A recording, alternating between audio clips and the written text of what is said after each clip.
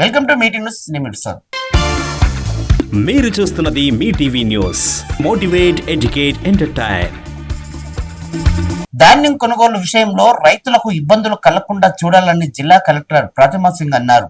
సోమవారం ఉదయం కొల్చార గ్రామంలో పిఎస్సిఎస్ ఆధ్వర్యంలో ఏర్పాటు చేసిన వరి కొనుగోలు కేంద్రాన్ని జిల్లా అదనపు కలెక్టర్ నాగేష్ గౌడ్ తో కలిసి కలెక్టర్ ప్రతిమా సింగ్ పరిశీలించారు.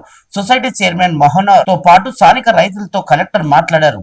అనంతరం స్థానిక సత్యసాయి బెల్ట్ రైస్ మిల్లును కలెక్టర్ సందర్శించి రైస్ మిల్లులో ధాన్యం హోల్డింగ్ విధానాన్ని పరిశీలించి రైస్ మిల్ యాజమాన్లకు కలెక్టర్ పలు సూచనలు చేశారు. ఈ సందర్భంగా కలెక్టర్ మాట్లాడుతూ చివరి గింజ వరకు కొనుగోలు చేయాలని, రైతులకు ఇబ్బంది కలగకుండా చూడాలని కలెక్టర్ గారు ఆదేశాలు జారీ చేశారు. ఈ విషయాలన్నీ ఆమె మాటల్లో విందాం. నమస్కారం. ఈ రోజు మనకి పుల్చారం హెడ్ క్వార్టర్ లో ఉన్న ప్యాక్స్ వరి కొనుగోలు కేంద్రం విజిట్ చేయడం జరిగింది.